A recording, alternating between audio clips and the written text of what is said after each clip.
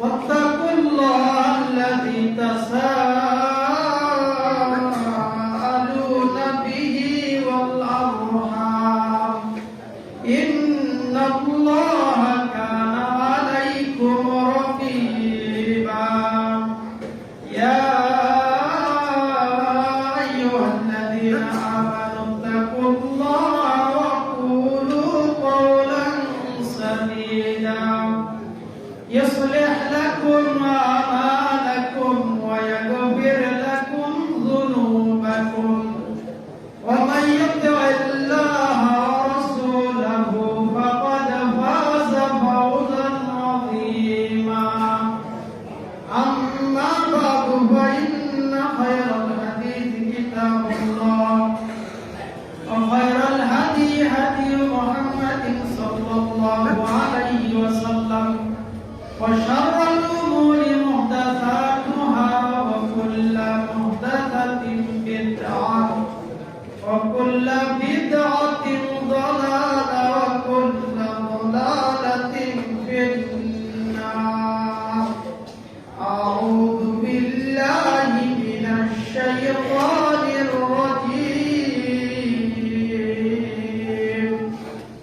وكلوا واشربوا حتى يتبين لكم الخيط الأبيض من الخيط الأسود من الفجر ثم أتموا الصيام إلى الليل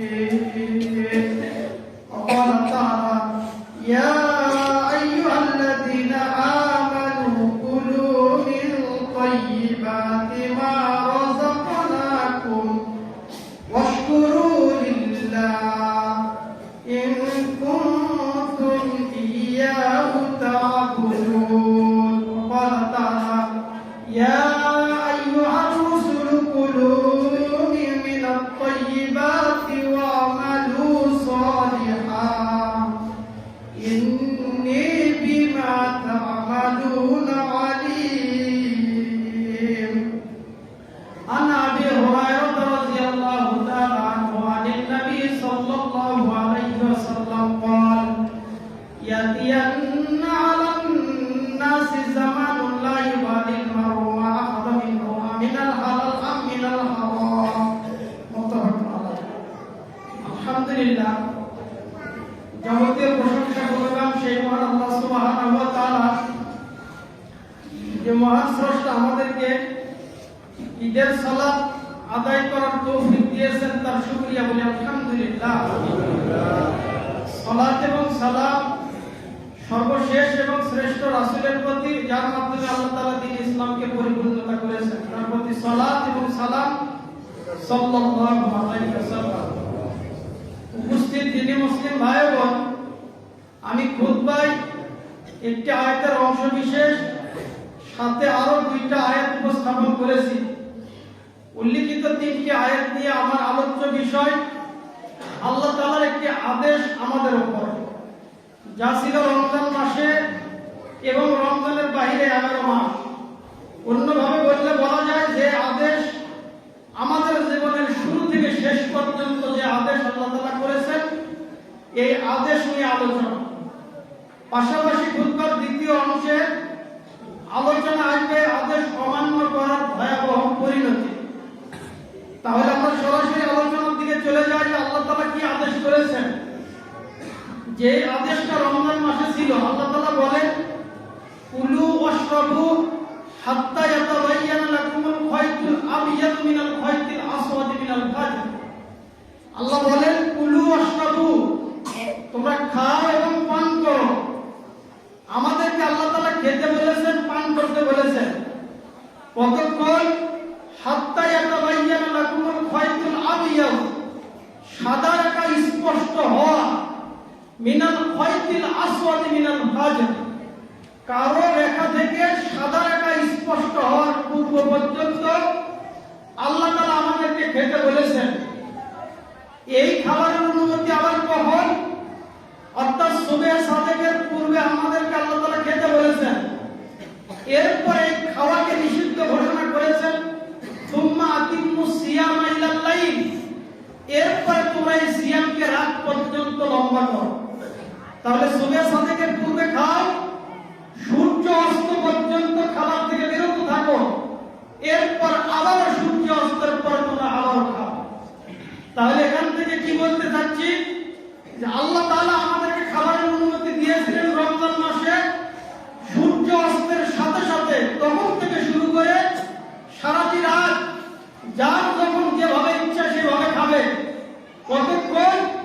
ফজরের পূর্বক্ষণ পর্যন্ত আল্লাহ তাআলা খেতে বলেছেন। আমরা যারা সুস্থ স্বাভাবিক প্রাপ্তবয়স্ক তারা এই আদেশ মান্য করে রমজান মাসে সিয়াম সাধনা করেছি। সেটা হলো সাহারি গ্রহণ করেছি সুবহে সাদেকের পূর্বে, আর ইফতার গ্রহণ করেছি সূর্য অস্তের সাথে সাথে। এর পরের রাত্রিকালীন সময় আমরা খাবারের অনুমতি খেয়েছি। বুদ্ধিমান সচেতন চালাক কখনো দিনের বেলা স্বেচ্ছায় গ্রহণ করেন। ব্যতিক্রম কেউ যদি ভুলে খেয়ে ফেলে সেক্ষেত্রে রাসূল সাল্লাল্লাহু আলাইহি ওয়াসাল্লাম অনুমতি দিয়েছেন, মান নাসিয়া ওয়া হুয়া সাইম ফাআকালা আও শারিবা। কেউ যদি সিয়ামরত অবস্থায় ভুলে কিছু খেয়ে ফেলে অথবা পান করে, ফাল ইউতিমু সাওমা, সে যেন তার সিয়ামকে পরিপূর্ণ করে। কেন? ইন্নামা আত'আমাহুল্লাহ ওয়া সাকাহু, কারণ দিনের বেলায় ভুলে যা খেয়েছে ওইটা তাকে আল্লাহ খাওয়াইছেন, আল্লাহ পান করিয়েছেন। অত্র হাদিস এবং আয়াত দিয়ে যে কথা বলতে যাচ্ছি যে সুবহে সাদেক থেকে শুরু করে সূর্য অস্ত পর্যন্ত আমাদের জন্য খাওয়া হারাম ছিল। স্বেচ্ছায় খাওয়া হারাম, তাই আমরা খাইনি। আল্লাহ তাআলা খাবারের অনুমতি যখন দিয়েছেন তখন খেয়েছি। এই আদেশ ছিল রমজান মাসে। এখন আমরা এই আদেশকে রমজানের বাইরে 11 মাস আমাদের সারা জীবনের আদেশ দেখব।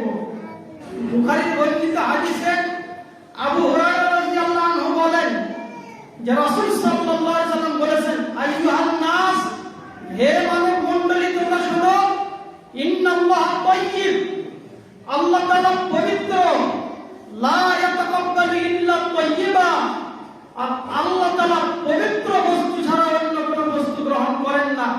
ওয়া আন্নাল্লাহ আমারা বিল মুমিনিন, আর আল্লাহ তাআলা মুমিনদেরকে আদেশ করেছেন বিমা আমারা বিল মুরসালিন, যেভাবে সমস্ত নবী রাসূলকে আল্লাহ তাআলা আদেশ করেছিলেন।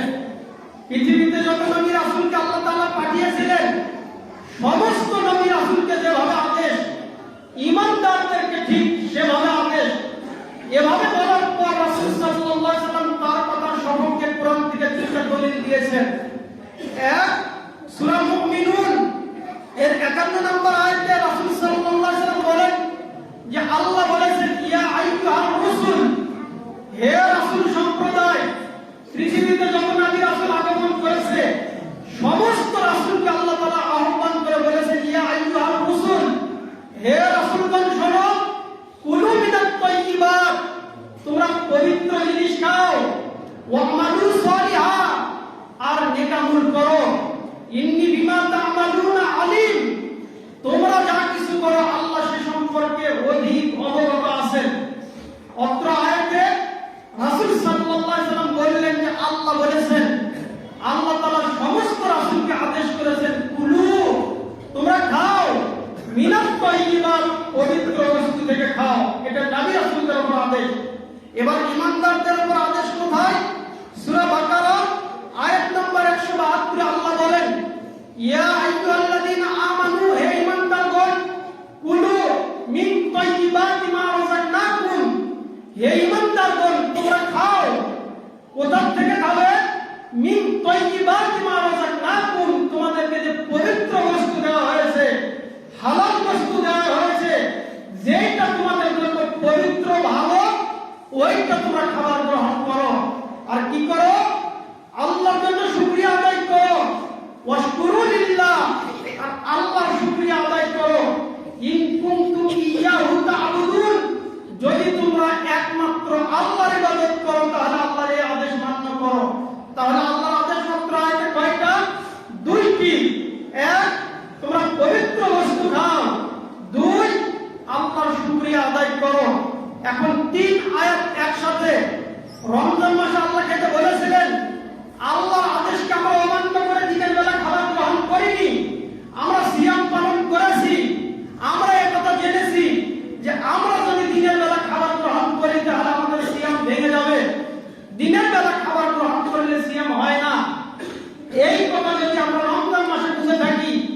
এখন আমাদের সারা জীবনের বুঝ সমস্ত নবী রাসূলকে যেভাবে আদেশ পবিত্র বস্তু খাবেন, হালাল বস্তু গ্রহণ করবেন, হারাম বর্জন করবেন, অনুরূপভাবে ঈমানদারদেরকেও আদেশ 11 মাস নয়, শুধু সারাটি জীবন জন্ম থেকে শুরু করে মৃত্যু পর্যন্ত যা কিছু খাওয়া হবে সব কিছু পবিত্র বস্তু খাওয়া হবে।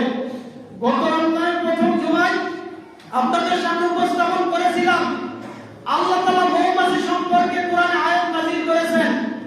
এমনকি মৌমাছি সম্পর্কে একটা সূরা আল্লাহ তাআলা সূরার নামকরণ করেছেন সূরাতুন নাহল।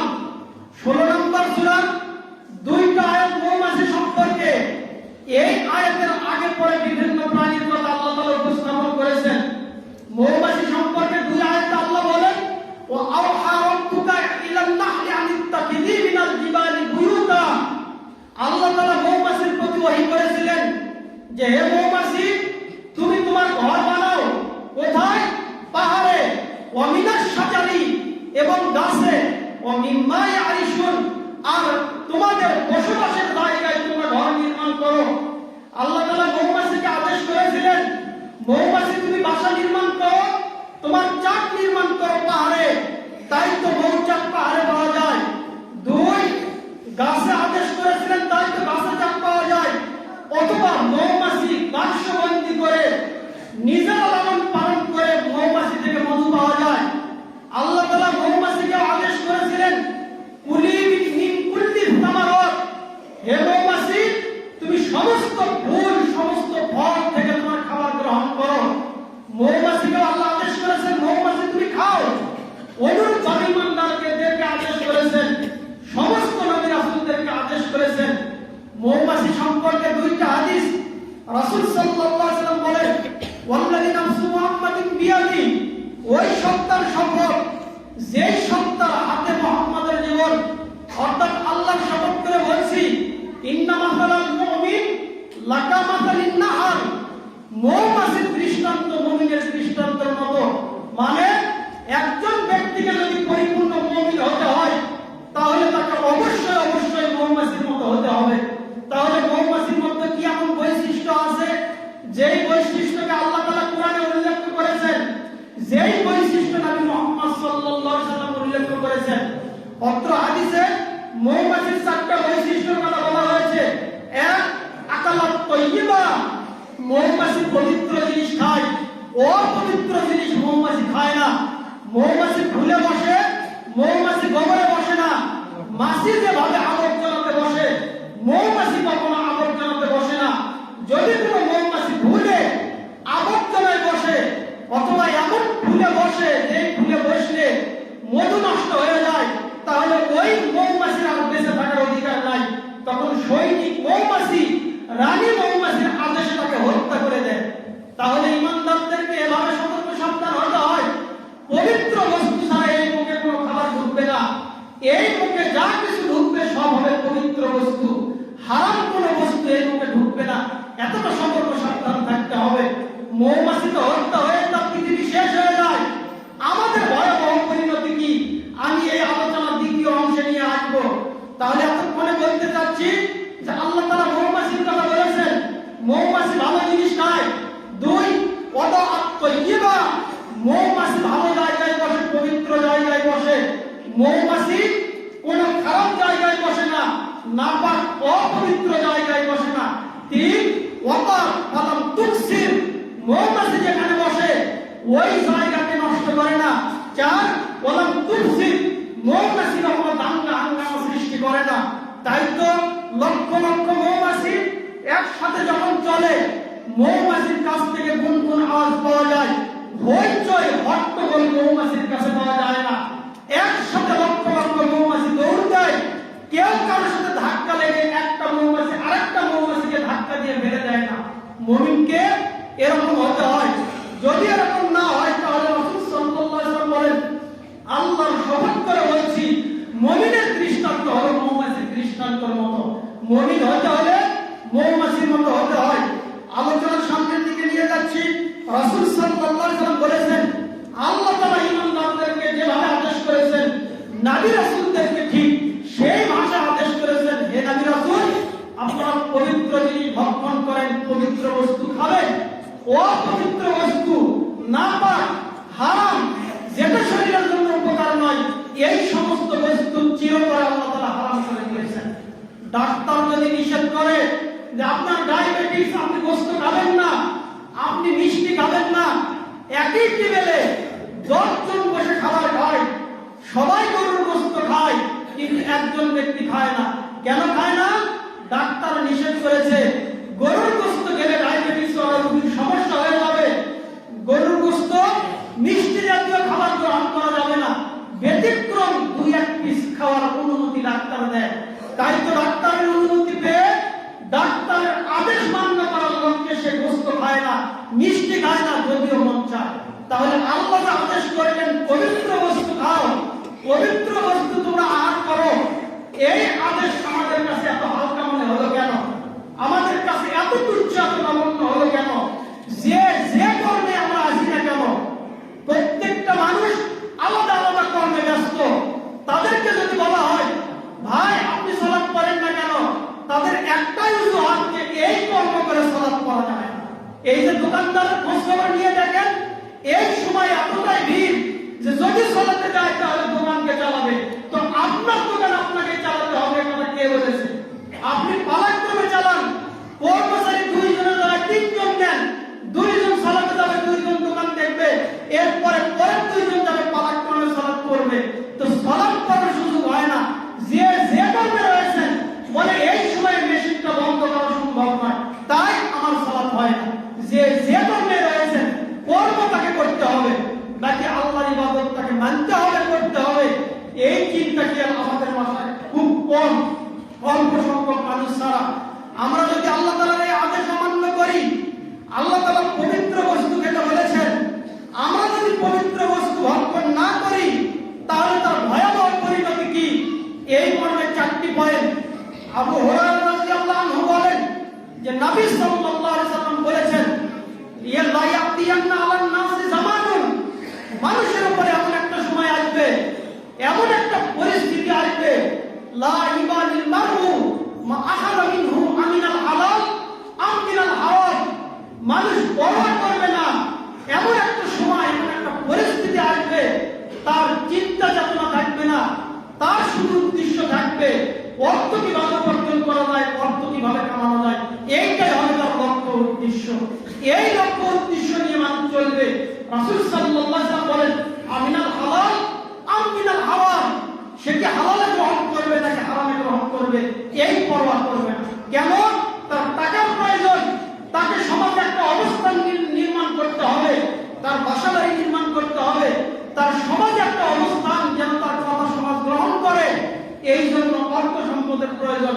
এই প্রচেষ্টা যে কথা রাসূল সাল্লাল্লাহু আলাইহি ওয়াসাল্লাম বহু পূর্বে বলেছেন, হুযায়ফা ইবনে ইয়ামান রাদিয়াল্লাহু আনহু থেকে বর্ণিত, তিনি বলেন যে রাসূল সাল্লাল্লাহু আলাইহি ওয়াসাল্লাম বলেছেন, লা তাকুমুস সাআ হাত্তা আসআদান নাস লুকাহুম লুকা, কিয়ামত ততদিন পর্যন্ত হবে না যতদিন পর্যন্ত না মানুষের মধ্যে সবচাইতে নিম্ন শ্রেণীর, সবচাইতে ইতর শ্রেণীর, একদম ফকির ঘরের ফকির, বেন্নের ঘরের বেন্নে, সবচাইতে নিম্নমানের ব্যক্তি যতদিন পর্যন্ত না সমাজে উঁচু অট্টালিকা তৈরি করবে, সবচাইতে ভালোভাবে জীবনযাপন না করবে, এতদিন পর্যন্ত কিয়ামত হবে না।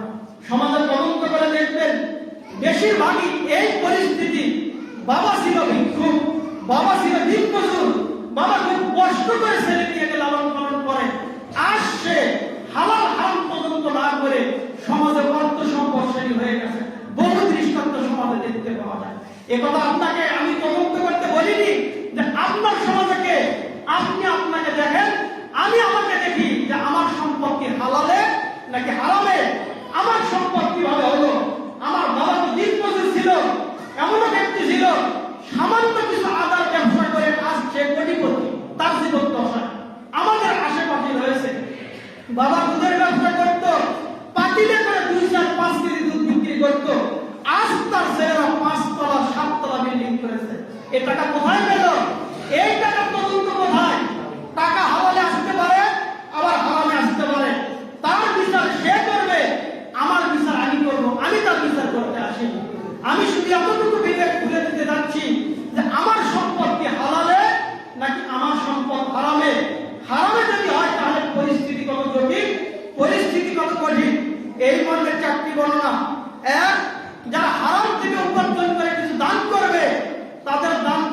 সুবহানাহু ওয়া তাআলা গ্রহণ করবেন না। আবু হুরায়রা রাদিয়াল্লাহু আনহু থেকে বর্ণিত তিনি বলেন রাসূল সাল্লাল্লাহু আলাইহি ওয়াসাল্লাম বলেছেন ইন্নাল্লাহু তাইয়্যিব লা ইয়াকবালু ইল্লা তাইয়্যিব, অবশ্যই অবশ্যই আল্লাহ পবিত্র, তিনি পবিত্র ছাড়া অপবিত্র জিনিস গ্রহণ করেন না। যারা পবিত্র সম্পদ থেকে দান করবে, মান তাসাদ্দাকা বিআদলি তামরা, কেউ যদি পবিত্র সম্পদ থেকে এক টুকরা খেজুর অথবা একটা খেজুর সমপরিমাণ সম্পদ দান করে, আল্লাহ তাআলা ওই সম্পদকে ডান হাতে গ্রহণ করেন।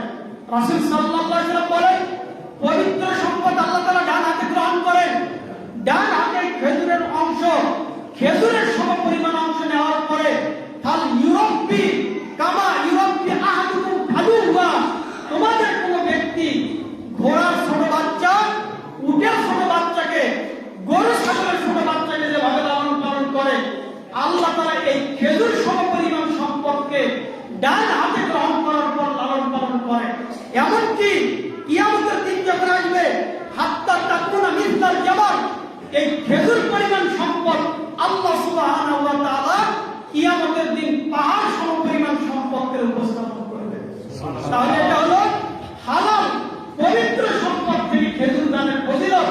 আর কেউ যদি হারাম উপার্জন থেকে পুরো মসজিদ করে দেয়, পুরো সমাজের উন্নয়নমূলক কাজ করে দেয়, আল্লাহ সুবহানাহু ওয়া তাআলা কঠিন কালে গ্রহণ করবেন না। কেন? ইন্নাল্লাহু তাইয়্যিব লা ইয়াকবালু তাইয়্যিব, আল্লাহ তাআলা পবিত্র, তিনি পবিত্র সম্পদ ছাড়া গ্রহণ করবেন না। এক। দুই নম্বর পয়েন্ট, পবিত্র সম্পদ কে ইবাদত করলে ইবাদত গ্রহণ হবে। ইবাদত গ্রহণ তখনই হবে যখন পবিত্র সম্পদ হবে। উল্লেখ্য যে সালাত ব্যতিক্রম, কেউ যদি হারামের সাথে যুক্ত হয়ে থাকে তাকে সালাত আদায় করতেই হবে। এটা এরকম নয় যে আমার সালাত কবুল হয় কিনা আমি সালাত করব না, এইটা নয়। সালাত ব্যতিক্রম ইবাদত, তাকে সালাত করতে হবে। কেন? আল্লাহ বলেছেন ইন্নাস সালাতা তানহা আনিল ফাহশাই ওয়াল মুনকার, অবশ্যই অবশ্যই সালাত মানুষকে যাবতীয় অন্যায় থেকে বিরত রাখে। হারামের সাথে যুক্ত আছে ঠিক, ব্যক্তি সালাত আদায় করবে, এই সালাত তার বিবেক ফিরিয়ে দেবে, সে হারাম বর্জন করবে, সালাত বর্জন করা যাবে না। তাহলে এক নম্বর কথা যে হারাম থেকে দান করলে দান কবুল হবে না। দুই, হারাম সম্পদকে ইবাদত করলে ইবাদত কবুল হবে না, তবে সালাতের ব্যতিক্রম। তবে হাত তুলে দোয়া করলে দোয়া কবুল হবে না। হাদিস সরাসরি সহিহ মুসলিম। রাসূল সাল্লাল্লাহু আলাইহি ওয়াসাল্লাম এক ব্যক্তির দৃষ্টান্ত দিয়ে উপস্থাপন করে বলেন, দীর্ঘ সফর করে এক ব্যক্তি এক এলাকা থেকে অন্য এলাকায় চলে গেল। তার মাথার চুলগুলো এলোমেলো, শরীরের পোশাক ময়লাযুক্ত, এই অবস্থায় যে তার খাবার পানি সব শেষ। এখন সে আল্লাহর দরবারে হাত তুলে বলে ইয়া রব, ইয়া রব। রাসূল সাল্লাল্লাহু আলাইহি ওয়াসাল্লাম বলেন মাতআমুহু হারামুন ওয়া মালবাসুহু হারামুন ওয়া মাশরাবুহু হারামুন ওয়া গুযিয়া বিল হারাম, তার খাবার হারাম, তার পানীয় হারাম, তার পোশাক হারাম, তার শরীর হারাম দ্বারা গঠিত হয়েছে। আন্না ইস্তাজাবু লিযালিক, কিভাবে তার দোয়া আল্লাহর দরবারে কবুল হবে? মসজিদে উপস্থিত দিনী মুসলিম ভাই বোন, এই যে হাত তুলে দোয়া যারা করবে, পরিস্থিতির সাপেক্ষে হাত তুলে দোয়া হবে। আল্লাহর কাছে আপনি যে কোনো সময় চাইতে পারেন। এই হাত তুলে দোয়া কবুল তখনই হবে যখন আমার শরীরের পোশাক, আমার খাবার, আমার পানীয়, আমার শরীর গঠিত হয়েছে হারাম সম্পদ দিয়ে, হালাল সম্পদ দিয়ে। হারাম দিয়ে গঠিত হলে এই দোয়া আল্লাহ তাআলা গ্রহণ করবেন না। হাদিস সহিহ মুসলিম। পরিস্থিতি আরো জটিল। তিন নম্বর পয়েন্ট, আবু বকর রাদিয়াল্লাহু আনহু থেকে বর্ণিত, তিনি বলেন, আবু বকর সিদ্দিক রাদিয়াল্লাহু আনহু থেকে বর্ণিত, তিনি বলেন রাসূল সাল্লাল্লাহু আলাইহি ওয়াসাল্লাম বলেছেন লা ইয়াদখুলুল জান্নাতা জাসাদ, ওই শরীর জান্নাতে যাবে না, ওই শরীর জান্নাতে যাবে না গুযিয়া বিল হারাম, যেই শরীর হারাম দ্বারা গঠিত। হারামের অত্যন্ত ভয়াবহ পরিণতি। মৌমাছি যদি হারাম কিছু খেয়ে ফেলে, অপবিত্র বস্তুতে বসে, অপবিত্র বস্তু থেকে খায়, মৌমাছি হত্যা হয়ে গেল, তার হিসাব শেষ। কিন্তু মানুষের হিসাব অত্যন্ত কঠিন, অত্যন্ত জটিল। হারাম দ্বারা গঠিত শরীর, এই শরীর জান্নাতে যাবে না। তিন নম্বর পয়েন্ট। চার নম্বর পয়েন্ট, রাসূল সাল্লাল্লাহু আলাইহি ওয়াসাল্লাম বলেন, জাবের রাদিয়াল্লাহু আনহু থেকে বর্ণিত, তিনি বলেন যে রাসূল সাল্লাল্লাহু আলাইহি ওয়াসাল্লাম বলেছেন লা ইয়াদখুলুল জান্নাতা লাহমুন নাবাতা মিনাস সুহ, ওই শরীর জান্নাতে যাবে না যেই শরীর কুল্লু লাহমিন নাবাতা মিনাস সুক, প্রত্যেক হারাম দ্বারা গঠিত দেহ, গঠিত শরীর কানাতিন নার আওলাবি, ওই শরীর ওই ব্যক্তি অবশ্যই জাহান্নামে যাবে। তাহলে আলোচনার সারসংক্ষেপ, আল্লাহ তাআলা পবিত্র বস্তু খেতে বলেছেন, পবিত্র বস্তু খেতে বলেছেন। রমজান মাসে খাওয়ার আদেশ ছিল, রাত্রি বেলায় দিনের বেলা খাওয়া নিষেধ ছিল, তাই আমরা খাবার গ্রহণ করিনি। এখন আল্লাহ তাআলার আদেশ, সারাটি বছর সারাটি জীবন না খেয়ে মারা যাবে, হারাম বস্তু খাবে না। আল্লাহ সুবহানাহু ওয়া তাআলা হারাম খাওয়ার অনুমতি দিয়েছেন। শুয়ার খাওয়া হারাম, রক্ত খাওয়া হারাম, হারাম বস্তু খাওয়া হারাম, এই বস্তু সমূহ গ্রহণ করা যাবে না। কিন্তু কেউ যদি বাধ্য হয়, এমন এলাকাতে চলে গিয়েছে যেখানে ওই বস্তু ছাড়া কোনো উপায় নেই, তখন ততটুকু খাবে যতটুকু খেলে হালাল পর্যন্ত আসার শক্তি পাবে, এর বেশি নয়। যে শুয়ার খাওয়া আল্লাহ তাআলা হারাম করেছেন, এখন পেট ভর্তি করে খাবো। রক্ত খাওয়া আল্লাহ হারাম করেছেন, রক্ত পেট ভরে খাবো, এরকম নয়। কতটুকু খাবো? যতটুকু খেলে আমি চলাচল করতে পারি, হারামে যেতে পারি, এতটুকু খাওয়ার অনুমতি আল্লাহ দিয়েছেন। কিন্তু স্বেচ্ছায় বাড়িতে বসে হারাম ব্যবসার সাথে জড়িত মানুষ থাকে কিভাবে? হারাম বস্তু গেলে অত্যন্ত জটিল অবস্থা, অত্যন্ত কঠিন অবস্থা। এক, তাদের দাম থেকে আল্লাহ তাআলা দান গ্রহণ করবেন না। দুই, হারামকে দোয়া করলে দোয়া কবুল হবে না। তিন, হারাম দ্বারা গঠিত শরীর জান্নাতে যাবে না। চার, হারাম দ্বারা গঠিত শরীর অবশ্যই জাহান্নামে যাবে। উপস্থিত দ্বীনি মুসলিম ভাই বোন, তাই আল্লাহ যেন আমাদেরকে হালালের সাথে সম্পর্ক রেখে আমাদের শুধু রমজান মাস নয়, সারাটি জীবন, পুরো 11 মাস, সারাটি জীবন আল্লাহ যেন আমাদেরকে হালালের সাথে সম্পর্কিত রাখার তৌফিক দান করেন। আমিন। যতটুকু আলোচনা করা হলো, আল্লাহ যেন আমাদেরকে আলোচনাটা গ্রহণ করে আজ আনন্দের দিনে আনন্দের সাথে গ্রহণ করে আমরা যেন আমাদের সারাটি জীবন আমাদের অর্থ উপার্জনের পথগুলো হালাল পথ গ্রহণ করতে পারি। আল্লাহ সে তৌফিক দান করেন। কোনোভাবে যেন অন্যের 1 টাকা আমার শরীরের মধ্যে না আসে, আমার পকেটে যেন না আসে, এই সতর্ক সাবধান আমরা থাকবো। আল্লাহ আমাদেরকে সে তৌফিক দান করুন। আমিন। আমরা যারা উপস্থিত হয়েছি, আল্লাহ যেন আমাদের জীবনের গুনাহগুলো ক্ষমা করে দেন। আমিন। আমরা যারা অসুস্থ, আল্লাহ যেন আমাদেরকে পরিপূর্ণ সুস্থতা দান করেন। আমিন। আমরা যারা ঋণগ্রস্ত, আল্লাহ যেন আমাদের ঋণ পরিশোধের একটা সহজ সুন্দর পথ বের করে দেন। আমিন। আমরা যে সমস্যার মধ্যে রয়েছি, আল্লাহ যেন আমাদের যাবতীয় সমস্যার সহজ সুন্দর পথ বের করে দিয়ে আমাদের দুনিয়া সুন্দর করে দেন, পরকাল সুন্দর করে দেন। আমিন। আমরা যে অবস্থায় রয়েছি, আল্লাহ আমাদের প্রত্যেকের অবস্থান স্বাভাবিক সুন্দর করে দেন। আমিন। দুনিয়াতে যতদিন বেঁচে থাকি, আমরা যেন ঈমানের সাথে বেঁচে থাকতে পারি। আমিন। আর যখন মারা যাব, আল্লাহ যেন আমাদের মৃত্যুটা ঈমানের সাথে দান করেন। আমিন। কবরের হিসাব সহজ করে দেন, কিয়ামতের হিসাব সহজ করে দিয়ে আল্লাহ যেন আমাদের জান্নাতুল ফিরদাউসের মেহমান হিসেবে গ্রহণ করেন। আমিন। এই বলে আজকের খুতবা এখানেই শেষ করলাম। সুবহানাকাল্লাহুম্মা ওয়া বিহামদিকা আশহাদু আল্লা ইলাহা ইল্লা আনতা আস্তাগফিরুকা